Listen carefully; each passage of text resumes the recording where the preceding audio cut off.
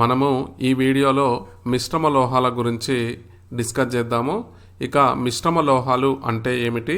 రెండు లేదా అంతకంటే ఎక్కువ లోహ మూలకాలను కలపడం ద్వారా తయారైన లోహాన్ని మనము మిశ్రమ లోహం అనడం జరుగుతుంది. మిశ్రమ లోహం అంటే ఏమిటంటే మనకి అందులో రెండు లేదా అంతకంటే ఎక్కువ మూలకాలను కలపడం ద్వారా ఏర్పడే లోహాన్ని మిశ్రమ లోహం అంటాము. దీన్నే మనము ఇంగ్లీష్లో అలాయిస్ అని కూడా అనడం జరుగుతుంది.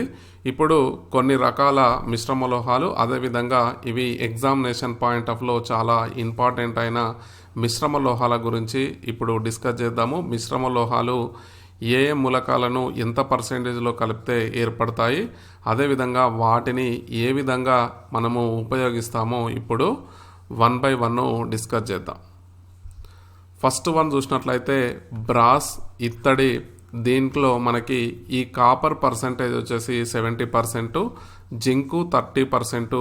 ఈ రెండింటిని కలిపినట్లయితే మనకి ఇత్తడి ఏర్పడడం జరుగుతుంది. ఈ ఇత్తడి చూసినట్లయితే మనకి ఈ పూర్వకాలంలో ఈ ఏవైతే పెద్ద పెద్ద పాత్రలు ఏవైతే ఉన్నాయో కంటైనర్స్, వీటిని తయారీలో మనకి ఈ ఇత్తడిని ఉపయోగించడం జరిగింది. అదేవిధంగా మనకి ఇంట్లో చూసినట్లయితే ఈ పూజ సామాగ్రికి సంబంధించిన వస్తువులు ఏవైనా ఉన్నట్లయితే వీటి తయారీలో కూడా ఇత్తడిని ఉపయోగించడం జరుగుతుంది. ఇక్కడ చూసినట్లయితే కాపర్ పర్సెంటేజ్ వచ్చేసి మనకి 70%, జింకు పర్సెంటేజ్ వచ్చేసి 30%. ఈ పర్సెంటేజెస్ మాత్రము చాలా జాగ్రత్తగా గుర్తుపెట్టుకోవాలి. ఇక్కడ ఇత్తడిలో జింకు పర్సెంటేజ్ ఎంత అని చెప్పేసి క్వశ్చన్ అడగడానికి అవకాశం ఉంటుంది. అందుకోసము ఈ పర్సెంటేజెస్ చాలా జాగ్రత్తగా గుర్తుపెట్టుకోవాలి. నెక్స్ట్ బ్రాన్స్, దీన్నే కాన్సెం అనడం జరుగుతుంది మనము తెలుగులో చూసినట్లయితే.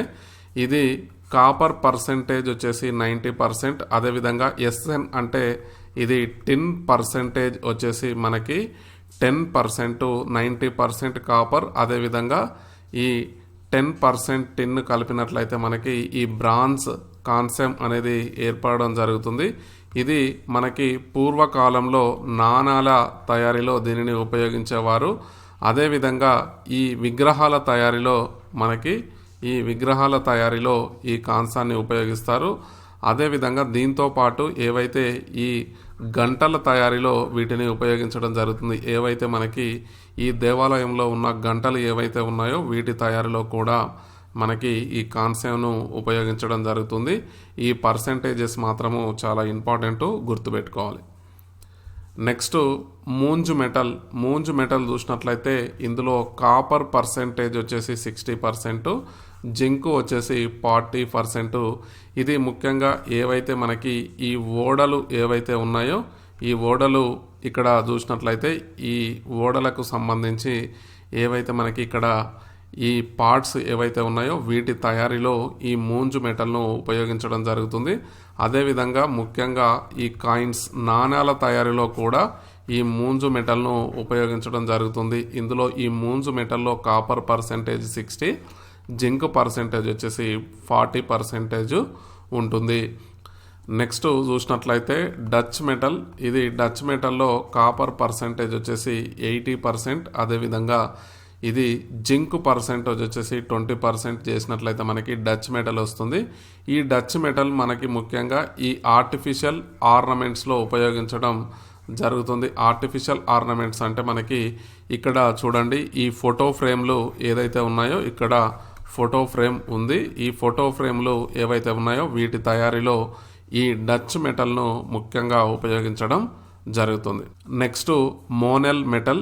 ఇందులో కాపర్ పర్సెంటేజ్ వచ్చేసి మనకి 70%, నికిల్ పర్సెంటేజ్ వచ్చేసి 30%.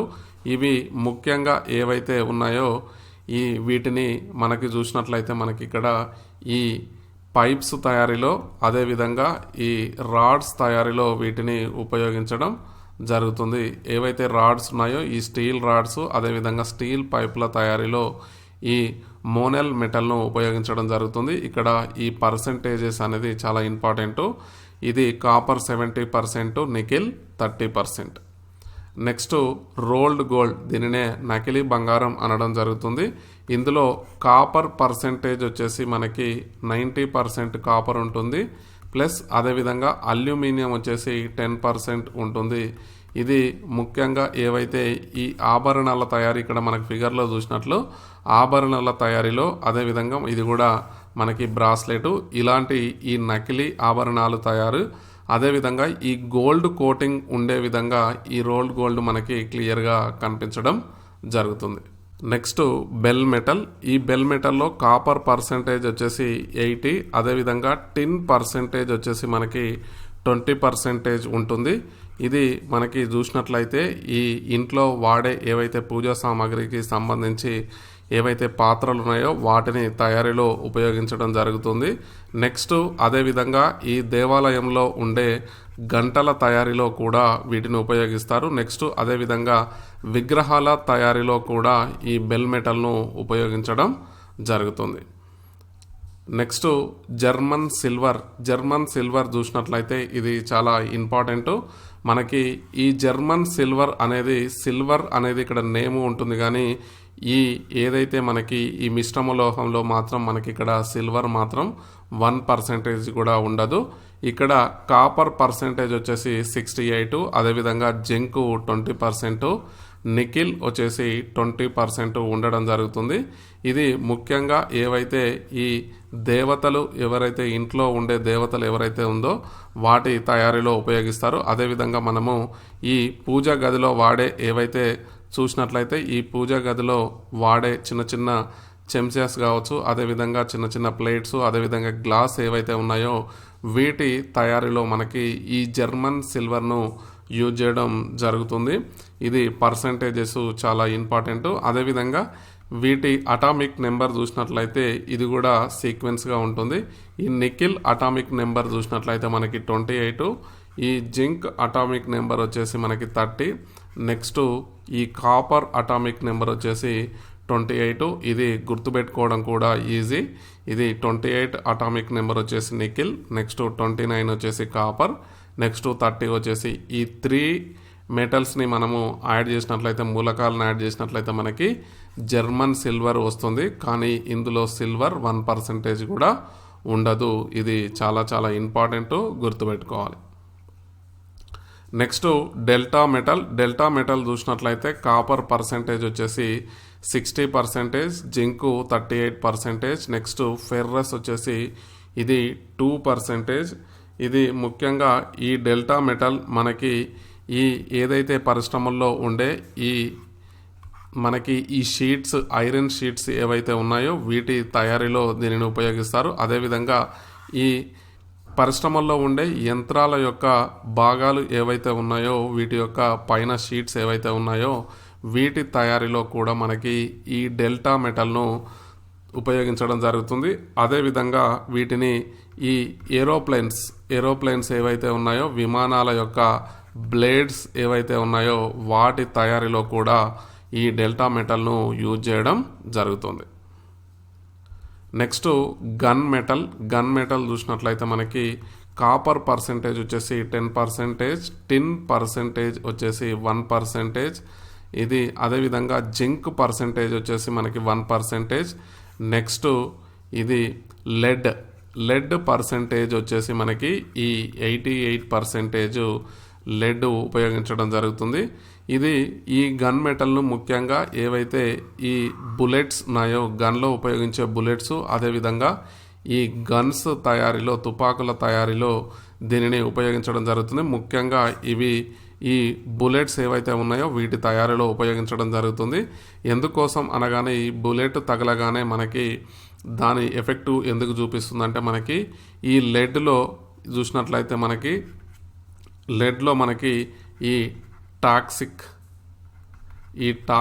ప్రభావం, ఈ విషపూరిత ప్రభావం లెడ్లో ఉంటుంది. కాబట్టి మనకి ఈ బుల్లెట్ తగలగానే ఇమీడియట్గా దాని యొక్క విషం అనేది మన బాడీకి ఎక్కడం జరుగుతుంది. దాంతో ఈ మరణిస్తారు. ముఖ్యంగా ఈ బుల్లెట్స్ల తయారీలో మనకి ఈ గన్ మెటల్ని యూజ్ చేస్తారు. అదేవిధంగా చూసినట్లయితే మనకి ఈ యంత్రాలు లేదంటే ఏవైతే వెహికల్స్ ఉన్నాయో వీటి యొక్క బేరింగ్స్ ఏవైతే మనకి ఈ బేరింగ్స్ తయారీలో కూడా ఈ గన్ మెటల్ను యూజ్ చేయడం జరుగుతుంది. నెక్స్ట్ స్టెయిన్లెస్ స్టీల్ చూసినట్లయితే మనకి ఈ ఫెర్రస్ వచ్చేసి మనకి ఐరన్ పర్సెంటేజ్ వచ్చేసి 75, నెక్స్ట్ క్రోమియం 15, నికిల్ వచ్చేసి 10%, కార్బన్ వచ్చేసి 0.1% టు 0.1% టు 0.25%గా కార్బన్ ఉంటుంది, కానీ ఇక్కడ మెన్షన్ చేయలేదు. ఇది ముఖ్యంగా స్టెయిన్లెస్ స్టీల్ చూసినట్లయితే మనకి ఏవైతే ఈ హాస్పిటల్లో ఉండే సీజర్స్ కావచ్చు లేదంటే బ్లేడ్స్ కావచ్చు వాటి తయారీలో మనకి ఈ స్టెయిన్లెస్ స్టీల్ను ఉపయోగించడం జరుగుతుంది. అదేవిధంగా ఈ సర్జరీస్ ఏవైతే బోన్ సర్జరీస్ జరిగినప్పుడు మనకి వెముకలు విరిగిపోయినప్పుడు వాటి సపోర్టింగ్ కోసము ఉపయోగించే ఏవైతే రాడ్స్ ఉన్నాయో వాటిలో కూడా మనకి స్టెయిన్లెస్ స్టీల్ను ఉపయోగించడం జరుగుతుంది. నెక్స్ట్ దీని తర్వాత ఇక్కడ ఫిగర్లో చూసినట్లయితే వంట పాత్రలు, ఇంట్లో ఉండే వంట పాత్రలు ఏవైతే ఉన్నాయో వీటిలో కూడా మనకి ఈ స్టెయిన్లెస్ స్టీల్ను ఉపయోగించడం జరుగుతుంది. ఈ పర్సెంటేజెస్ మాత్రము జాగ్రత్తగా గుర్తుపెట్టుకోవాలి. నెక్స్ట్ నికెల్ స్టీల్ వచ్చేసి ఫెర్రస్ 95%, నెక్స్ట్ నికిల్ వచ్చేసి 5%.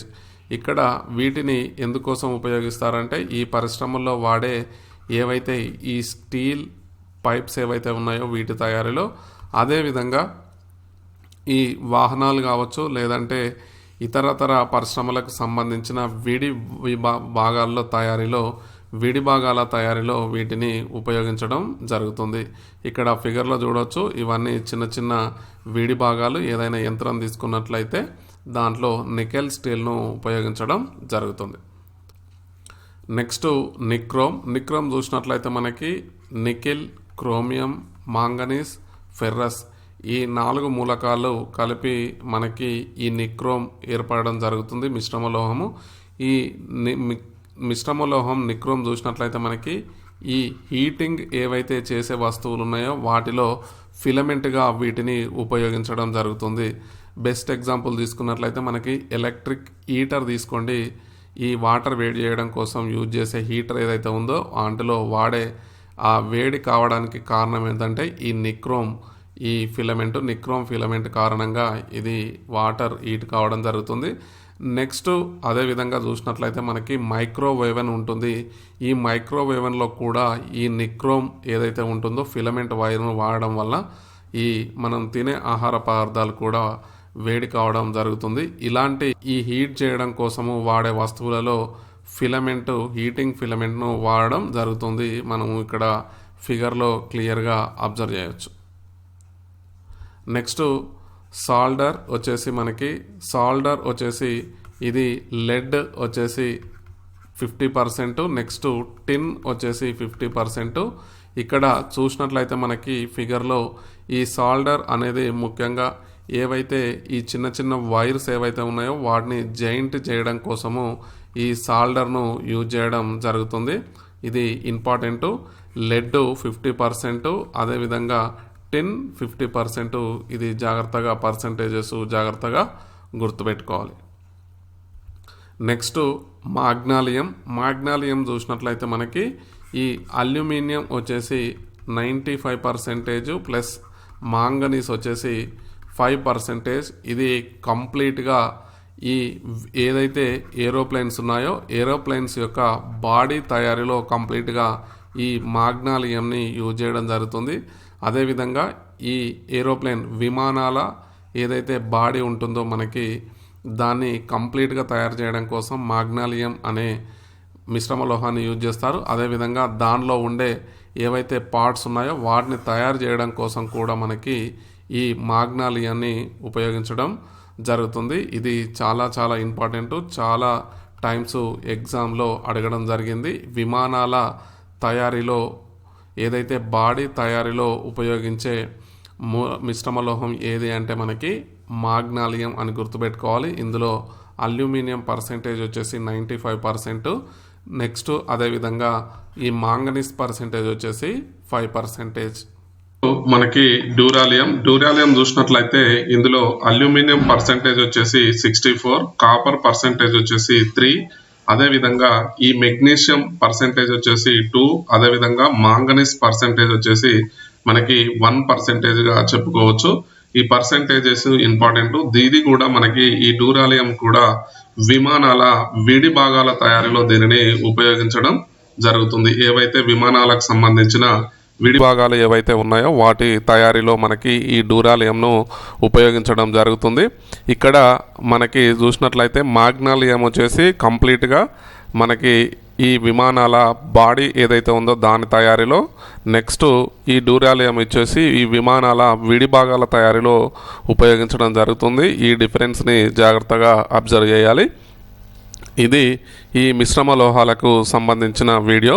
ఇందులో ఉండే ప్రతి ఒక్క ఏదైతే మిశ్రమ లోహం ఉందో అందులో ఉండే ఈ మూలకాల యొక్క పర్సెంటేజెస్ జాగ్రత్తగా మీరు గుర్తుపెట్టుకోవాలి. దాంతోపాటు ఆ మిశ్రమంలో యొక్క పేరు, ఈ పర్సెంటేజెస్ కూడా చాలా చాలా ఇంపార్టెంట్. చాలా టైంలో ఎగ్జామ్లో అడగడం జరిగింది. దాన్ని బేస్ చేసుకొని ఈ వీడియోను తయారు చేయడం జరిగింది. మీరు కంపల్సరిగా ఇప్పుడు పర్సెంటేజెస్ మాత్రము జాగ్రత్తగా, ఉపయోగాలు, పర్సెంటేజెస్, పేరు అనేది చాలా జాగ్రత్తగా గుర్తుపెట్టుకోవాలి.